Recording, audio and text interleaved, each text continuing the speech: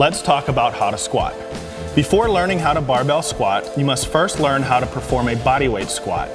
To perform the bodyweight squat, take a stance with your heels about shoulder width apart.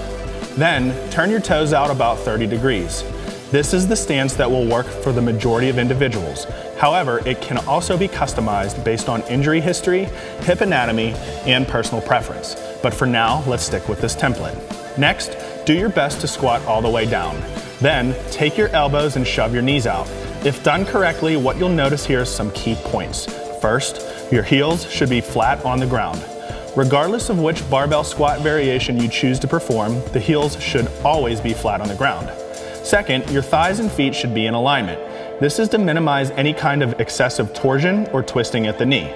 Third, your low back should look flat or slightly arched with the rest of your back leaning forward.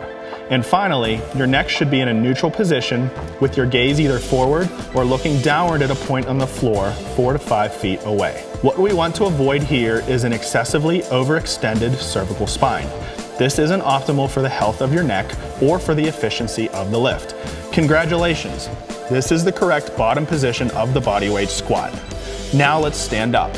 To stand up, you want to think about driving your hips and back straight upwards. This is going to maximize the power of the squat.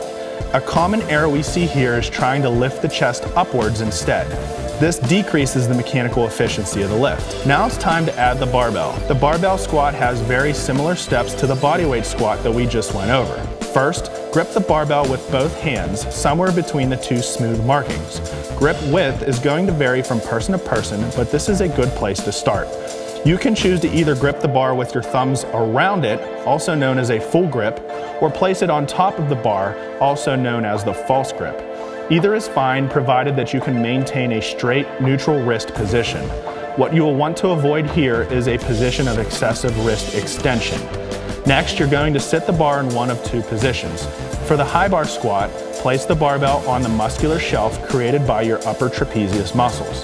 This is the common position you will see most people using.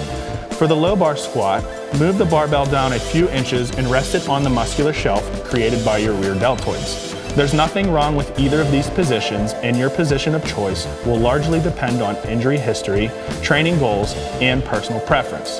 For the purposes of this tutorial, we will continue with the low bar squat variation. Now that you have the barbell on your back, you want to optimize your elbow position.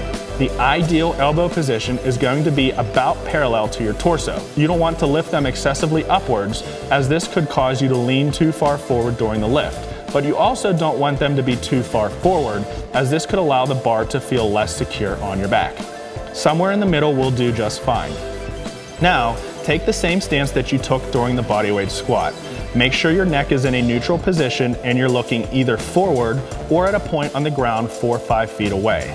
Take a big breath, hold it, and squat down, shoving your knees out until they are in a parallel line with your feet. When you reach the bottom position, which is characterized by the greater trochanter of the hip going just below the top of the patella, immediately stand back up without pausing. Remember, don't lift your chest upwards. This can cause you to lose tension. Instead, lock your rib cage down on your pelvis and drive upwards with your back and hips. Congratulations, you now know how to squat.